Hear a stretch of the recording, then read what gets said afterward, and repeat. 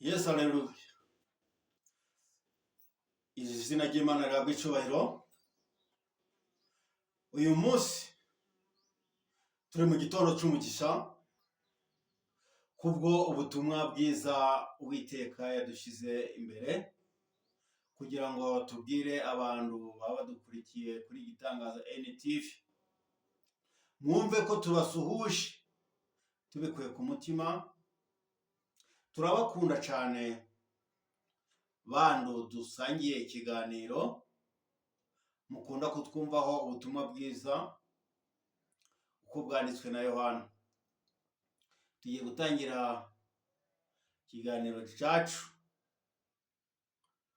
kugira ngo Uwiteka adufashe kandi atugirire neza, tubane namwe mu mahoro. Izina ry'Imana rihabwa icyubahiro.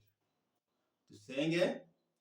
Mana nziza, Mana isumba byose, tubanje kugushima uruwera kandi urakiranuka kubw'ubutwari bwawe, kubw'imbaraga zawe turagushima. Wagize neza, wabanye natwe Uwiteka Mana ikomeye. Ubwo twari tuguye mu bitagira umumaro, uraturokora udukuramo utugarura imbere y'ubwiza bwawe, kuko wari uzi ko uno munsi tuzaba tuvuga agakiza kawe. Izina ryawe rihimbazwe. Uwiteka Mana ikomeye rero, n'abagiye kudukurikira ubaho umugisha utagabanije, ubane nabo kandi ubarengere. Izina ryawe rihimbazwe. Uwiteka Mana, ijambo ryaratubwiye ngo uzakuringanira azakorwa n'isoni, ariko turakwiringiye ko tuzabana nawe akaramata. Mu izina rya Yesu urakoze, amina. Izina ry'Imana rihabwa icyubahiro. Niyo mpamvu tubasuhuza tubabwira ngo haleluya, haleluya. Uyu munsi tubazana ijambo rivuga ngo uri imbere y'Imana azabona umugisha, azabona umunezero, ntabwo azakorwa n'isoni. Nawe umuntu udukurikiye uyu munsi ushobora kubona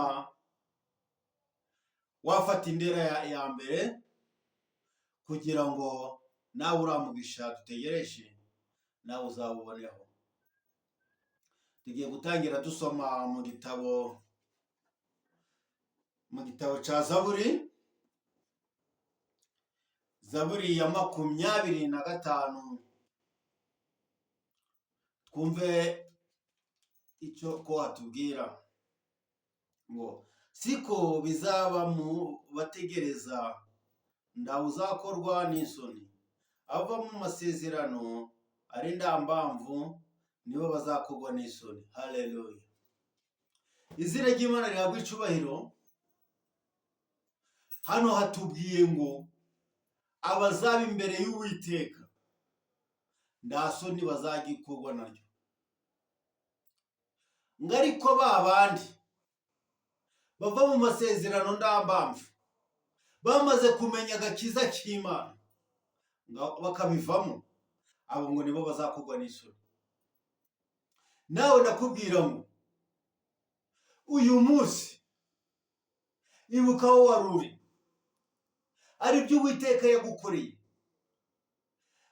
Uravuga ngo nanjye Uwiteka, ngo nindamuka mvuye aha hantu ngo nzagukorera. Mbese uyu munsi uri kwibuka amagambo wavuganye n'Imana? Isuzume ku mutima wawe, wumve ko Yesu Kristo ari umutunzi w'imbabazi. Wari upfuye arakurokora, amena amaraso ya ku musaraba kugira ngo ubeho. None uyu munsi wamaze kumutera umugongo, wamaze kuja mu byo wishakira, wagaruka. Ndakubwiye ngo Imana ifite imbaraga nyinshi, Imana ifite ubushobozi bwinshi. Ushaka wagarukira aho ugeze, ukaguma mu butware, ukaguma mu mbaraga, ukabona kari agakiza k'Imana. Umubwiriza niwe wabivuze neza, ati ibintu byose yasanze ari ubusa, ngo yasanze kubanira n'Imana ari byo bifite umumaro. nawe uyu munsi rero washaka ibifite umumaro ukareka ibidafite umumaro, kuko twese tugomba gukorera isi, tugomba gukora ng'abazataha ijuru. Iyi si dushobora kuyirirwamo ariko ntituyiraremo, twayiraramo ntituyirirwemo, ariko hahirwa uwizera umwami Yesu.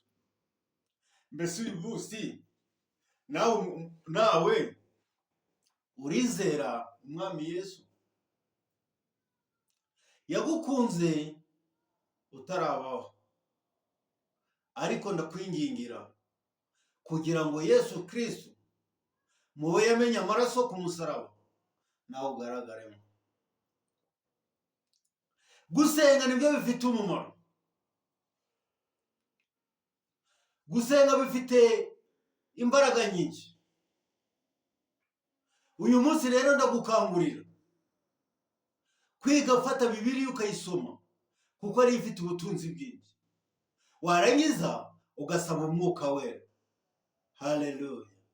Yesu ashimwe kandi ahimbazwe. Izina ry'Imana rihabwe icyubahiro.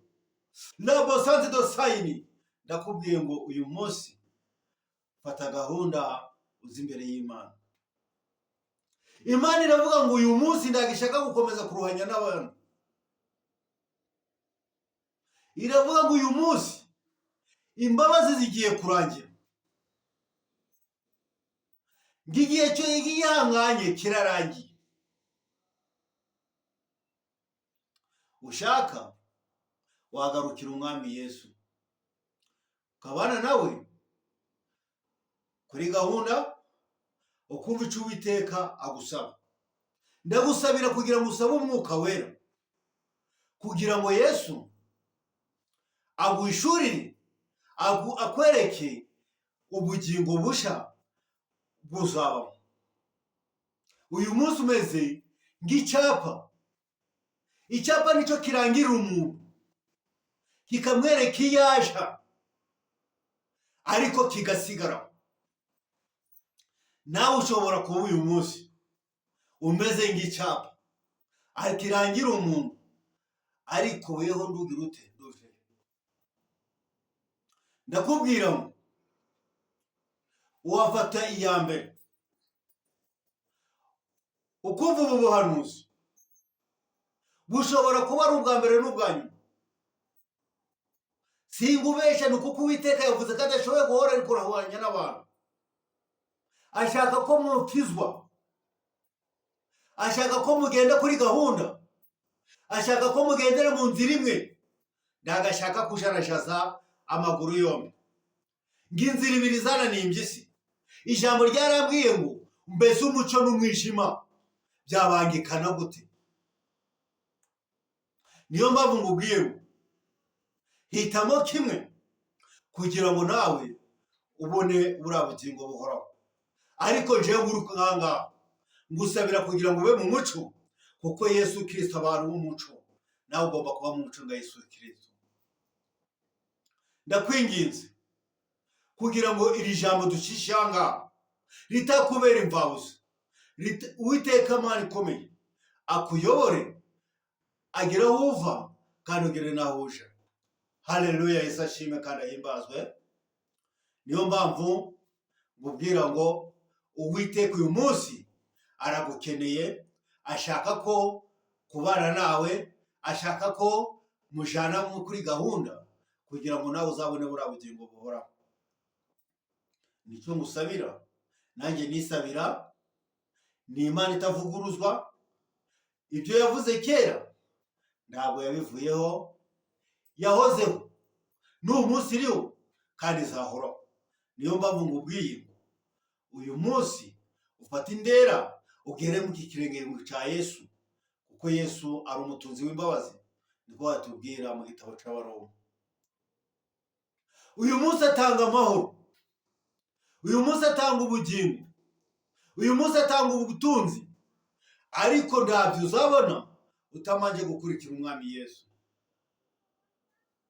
ushobora kubona bwa butunzi bwo mu mwijima, ushobora kubona wa munezero wo mu mwijima, ushobora kubona bya bintu bitagira umumaro, ariko uri muri Kristo Yesu ngo niwe uzabona ubwa bugingo buhoraho, abone n'ibyo Uwiteka yamusezeranije. Salomo niwe wasabye ubwenge. Amaze gusaba ubwenge, Imana irabonye ko asabye neza, irangije imwohereza n'ibyo atagize ute, n'ibyo atayisabye. Nawe uyu munsi rero ndagusabye ngo usabe umwuka wera wo kukuyobora, bya bindi wishingikirijeho Uwiteka azaguhereza n'ibyo utamusabye. Niyo mpamvu ngusabye ngo ubane natwe kandi tukomeze tubane natwe ku ijambo ry'Imana. Cyo gusabira nagira isabira mu izina ryawe Yesu, urakoze. Amina.